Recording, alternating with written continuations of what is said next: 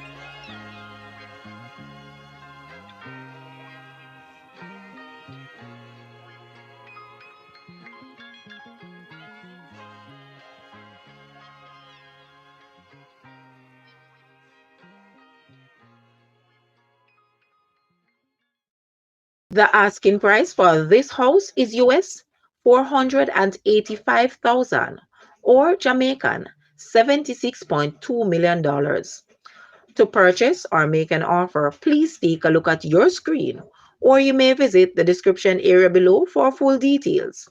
If you like this video, please hit the like button and also share with a friend. Thanks for watching, guys.